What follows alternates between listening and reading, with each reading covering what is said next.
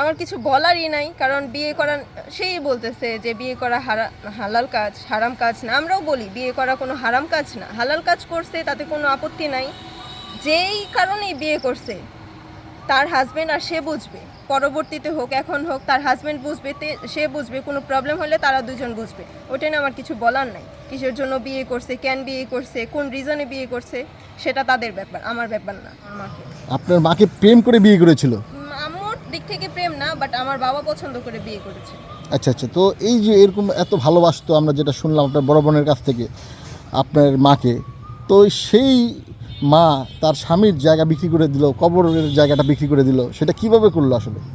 মানে আমি জানি না আমি কিভাবে বলবো, বাট এতটুকু বলবো যে আমার বাবা এতটাই বেশি ভালোবাসতো যে সে তার সবটুকু আমার মাকে বিসর্জন করে দিচ্ছে।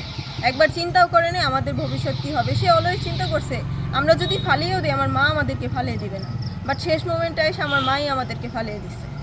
বাট আমার বাবা আমার মাকে অনেক বেশি ভালোবাসতো, ভালোবাসেই তো এই জায়গাটা দিচ্ছে। ইভেন কি এই জায়গার মধ্যে আমার বাবার কবরটাও দেওয়া হয়েছে। তো এই যে আপনার তো নাম বললেন মুন্নি আক্তার, তো মুন্নি আক্তার বোন, তো এই যে আপনার মা একটা যে বিয়ে করলো, সেটা কি আপনারা জানতেন না? সে যখন বিয়ে করে তখন আমরা জানতাম না, তার বিয়ে করার 1 সপ্তাহ পরে আমরা জানতে পারছি। তাও আবার পাড়াপতির থেকে, উনি নিজে থেকে বলে নেই। যখন আমরা জানতে পারছি তখন আমাদের বাসায় প্রায় 15-20 জনের অনুষ্ঠান হচ্ছিল, আমরা কিছুই জানতাম না। তো এই যে আপনার বাবা যে মারা গেল, আসলে কিভাবে মারা গেল যদি আমার একটু বাবা বলেন? স্ট্রোক করে মারা গেছে। তো এই যে আপনার বাবা থাকাকালীন কি তিনি আসলে প্রেম টেম করতেন, সেই ঘটনা কি আপনার বাবা জানতে পেরেছিল, এরকম কিছু আছে নাকি? এইসব বিষয় কখনো কাউকে বলা হয়নি, বাট এখন মানে না বলেও পারতেছে না। আমরা মানে কিছুটা ধারণা করতে পারছি, আমার বাবা হয়তো কিছুটা দেখতেও পারছে, হয়তো এইসব কারণবশতই আমার বাবাকে আমরা হারাইছি।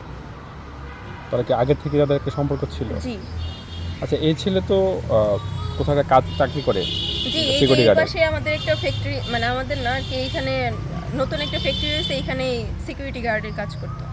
এখন আপনাদের যে স্ট্যান্ডার্ড, আপনাদের যে লিভিং লাইফ, সেখানে তো তার সাথে সম্পর্ক অসম হয়ে যাচ্ছে। এইখানে হচ্ছে আমাদের বাসায় ভাড়া থাকতো। আচ্ছা, সেখান থেকে সম্পর্ক জি, সূত্রপাত। সেখান থেকে সম্পর্ক। কিন্তু তাকে বিয়ে করার পর সে এতক্ষণ অ্যাগ্রেসিভ কেন হলো, যে নিজের ছেলে মেয়েদেরকেও সে বাদ দিয়ে দিচ্ছে? আমরা শুরুতেই মানে সে চিন্তা করছিল যে আমরা সব কিছু মেনে নেব, বাট বাবার জায়গাটা আসলে অন্য কাউকে দেওয়া যায় না। বাবা কেন, মার জায়গাও আমরা এখন কাউকে দিতে পারবো না। আমার বোনকে আমি মা ডাকতেছি, আমার বোন বিধায় আমি তাকে মা ডাকতে পারতেছি।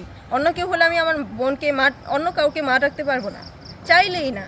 আর সে যেই ছেলেকে বিয়ে করছে তার এই ভাই থেকে বড় দরজা আমি দিতে পারবো না। তার জায়গায় আমাকে বাবা বলা কোনোভাবেই পসিবল না। আচ্ছা, মানে 26